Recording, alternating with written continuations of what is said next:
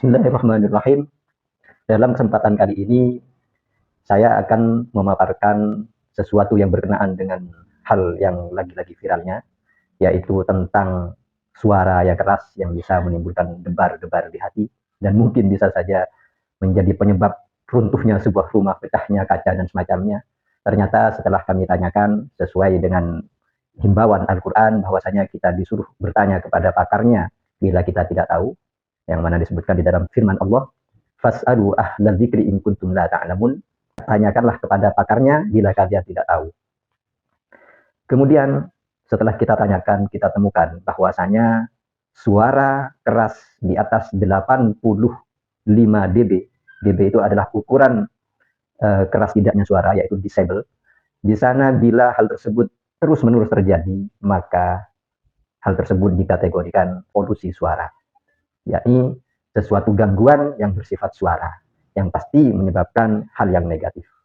Kemudian, bila ada sebuah suara yang kekerasannya sampai 110 dB, maka bila hal tersebut terjadi secara sering atau dengan intensitas tinggi, maka terkategori termasuk bagian dari polusi suara, sesuatu yang bisa menimbulkan hal-hal negatif yang berkenaan dengan suara yang pastinya hubungannya adalah dengan pendengaran.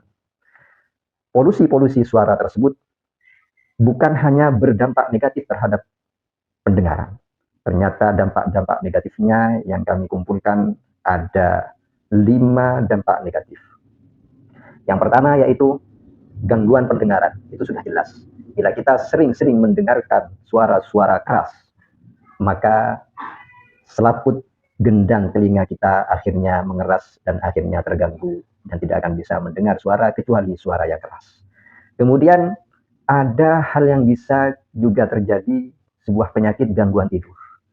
Orang yang sering mendengarkan suara keras akan sulit tidur, dan gangguan tidur tersebut ada imbas-imbas penyakit yang lain.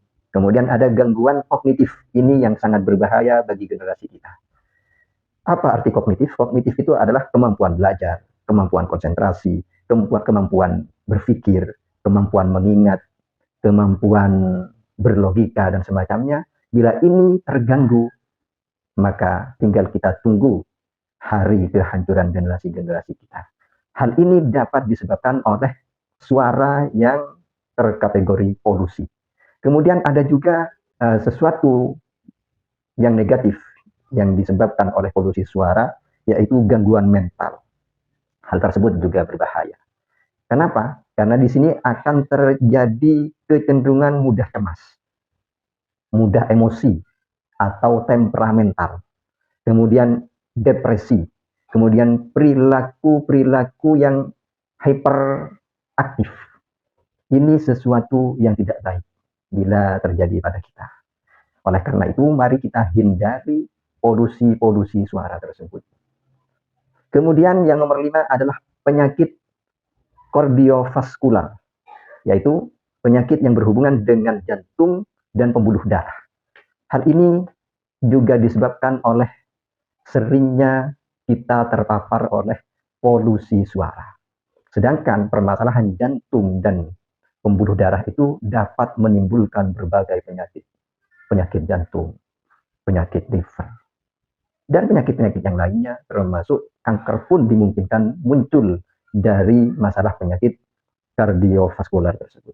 Oleh karena itu, mari kita berpikir dengan jernih, berpikir bersama demi kemaslahatan dan kebaikan kita di masa depan, dan juga kebaikan anak-anak kita, cucu-cucu kita, generasi-generasi penerus bangsa. Sekian kami sampaikan, terima kasih.